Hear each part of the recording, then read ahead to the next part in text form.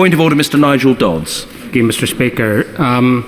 Earlier today at Northern Ireland Questions, I raised an issue about what the Secretary of State, and I've given her notice that I'll be raising this point of order, about what the Secretary of State would be doing as a result of the outrageous and scandalous decision of the Parades Commission last night in Northern Ireland, which is causing enormous pain and tensions to be rising in North Belfast and across the province, and has the potential for severe trouble on our streets. In replying to my question, the Secretary of State did not address the point of her powers on an application by the Chief Constable. I have to say, Mr. Speaker, in my view, that was deliberately deceptive, and I think that was absolutely outrageous and will not go down well in terms of the people back home.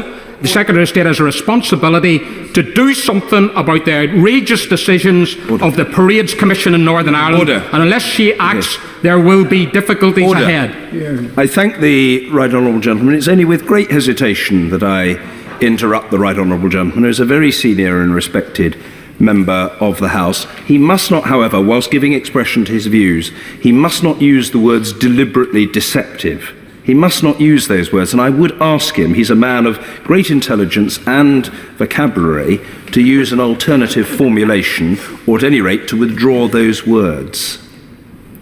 Mr. Speaker, I will await if the Secretary of State is here, I will judge if she wants to say anything, and then I will make a judgment on the matter. No, I can't have a conditional withdrawal from the Right Honourable Gentleman. It is open to the Secretary of State to come to the box if she so wishes, and I will afford her that opportunity.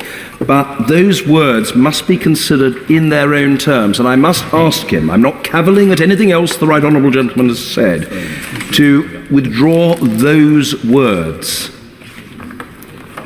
It is very clear that those words are disorderly, and I must ask him to withdraw them and to use alternative words, or no alternative words, but to withdraw them. Speaker, the situation in Northern Ireland today is extremely difficult and tense, and I have to say that people are very, very concerned about what may happen, and for the Secretary of State to spend an entire question time and not refer to her powers in this matter is, I think, something that is unforgivable and something that cannot be glossed over.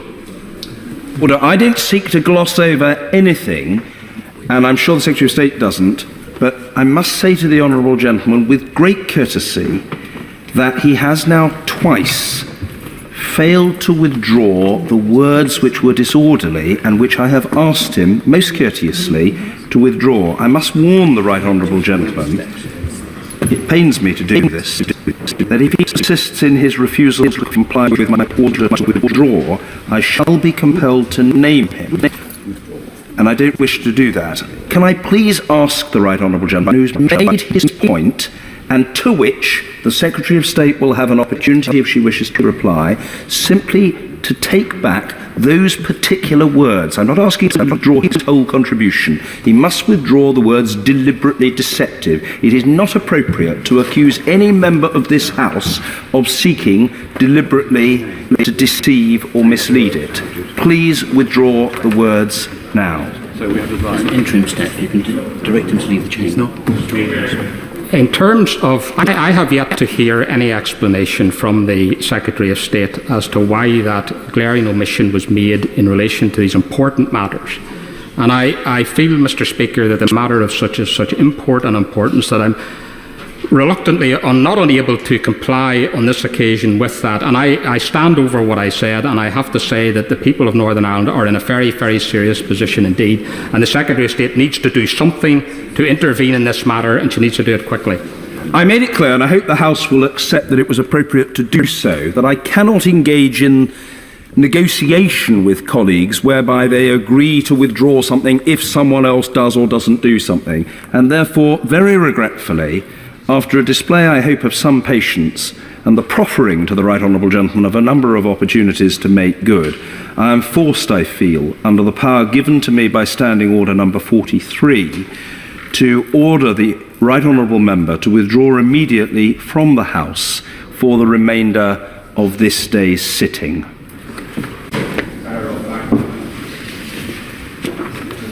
Just put his hand down so you need to come in.